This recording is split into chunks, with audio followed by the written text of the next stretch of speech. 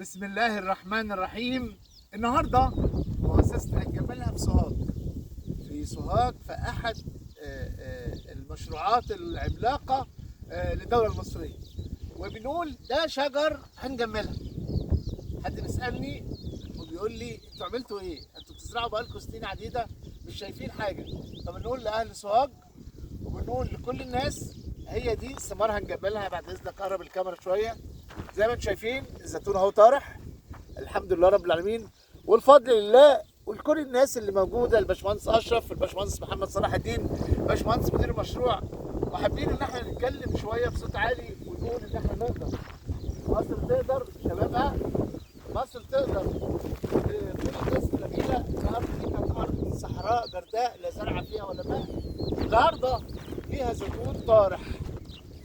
احنا فكرنا الفكره من عام 2015 وقلنا لازم احنا كمنظمات مجتمع مدني وكمؤسسه هنجملها ان احنا نمد ايدينا للدوله المصريه، نمد ايدينا للدوله المصريه بفكر وعلم وعمل. امبارح وصلنا لزراعه 10 فدان في جامعه سوهاج، الجامعه العامه، والنهارده احنا في محطه معالجه الصرف الصحي. طبعا ده الزيتون زي ما انتم شايفين، وزي ما انتم شايفين العقد الخضري للشجره والعقد الزهري وكل حاجه زي الفل، يعني حاجه تشرف. على مدى البصر المزرعه موجوده وبتتكلم. شيء جميل ان يبقى فيه نجاح، يا ريس. تمام. شيء جميل ان يبقى فيه نجاح زي ما انتم شايفين كده. بصوا اهوت بالظبط عنقود زي عنقود العنب.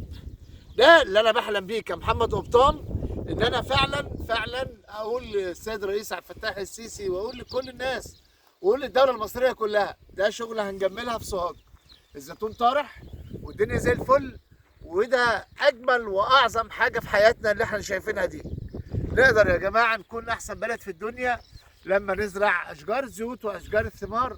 وطبعا الباشمهندس اشرف مهما اكلمه واقول له شكرا يا فندم على المجهود العظيم ده، محدش هيصدقني، لكن انا من على ارض الواقع بتكلم من قلب ارض سوهاج.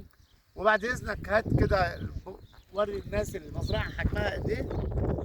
الحمد لله يعني ما يقرب من 15 فدان، حاجه تفرح وحاجه جميله. وده رساله لارض سينا ان احنا نقدر.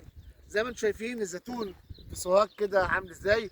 واحد بيقول لي الزيتون ما بيطرحش، انا برد عليه عملي بقول له لا يا فندم، الزيتون طارح اهوت في كل مكان. لو سمحت عاوز الناس يعني بجد تعيشوا معانا شويه. لا خلي الموبايل زي ما هو.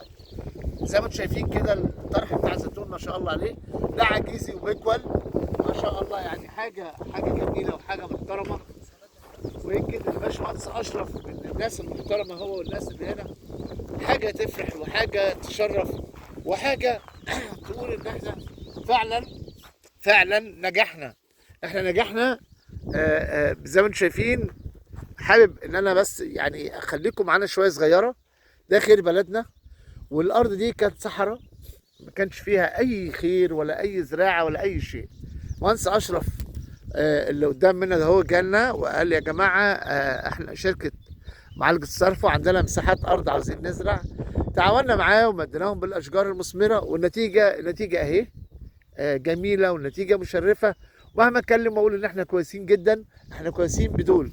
باشمهندس عرف نفسك. مهندس مصطفى عماد، مدير معالجة علبة أبو الدهب، القائم على المشروع ومدير مزرعة علبة أبو الدهب.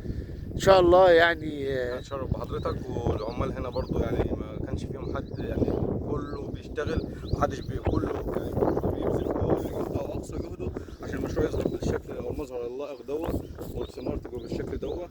الحمد لله يعني يا ريس. من هنا من قريه ابو الدهب، معالجة علبة أبو الدهب، محطه معالجه ابو الدهب، بنقول بسوهاج، بنقول لعمالنا شكرا يا عمالنا، ونقول لباشمهندس اشرف شكرا، نقول لحضرتك شكرا، ومزيد من النجاح والعطاء. ان احنا نقدر نكون احسن من كده واعظم من كده.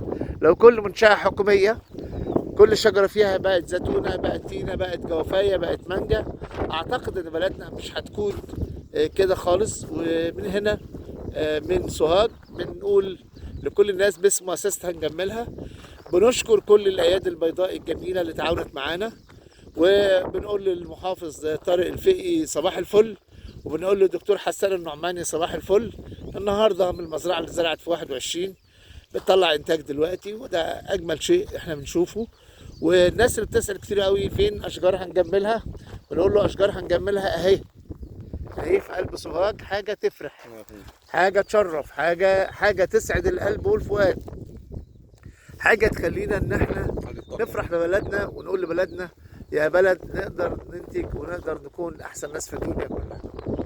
محمد قبطان خادم تراب الوطن وخادم مؤسسة هنجملها، بنقول لكل الناس اللي اتبرعت لنا شجر، كل الناس اللي وقفت معانا، ده نتاج اشجاركم، نتاج خيركم، ودي الصدقة الجارية الحقيقية اللي احنا بنعملها لبلدنا، وما احناش عارفين مين اللي هياكل هذه الثمار. لكن انا سعيد جدا.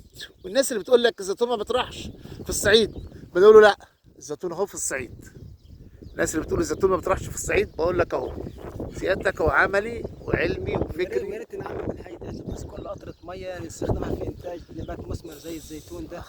طبعا الزيتون ده ليه أهمية كبيرة عشان طبعا الزيت، مشاكل الزيت اللي احنا فيها حاليا طبعا يستخدم كمخلل وأي مصدر أي حاجة تاني. يا ريت نعمل أي نقطة مية بدل ما نهدرها في أي حاجة ملهاش لازمة في إنتاج نبات مثمر زي شجرة الزيتون، شجرة مباركة. الحمد لله رب العالمين. الرأي الرشيد والفكر النير الصالح وصلنا إلى أن الصحراء الجرداء دي يكون فيها زيتون وفيها خير وفيها حاجة مثمرة.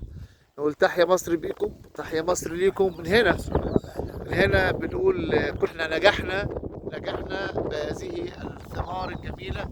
وأنا حابب أتصور كده مع هذه الثمار وأقول يا مصر، يا خير مصر، يا جمال مصر، صباح الفل عليكم.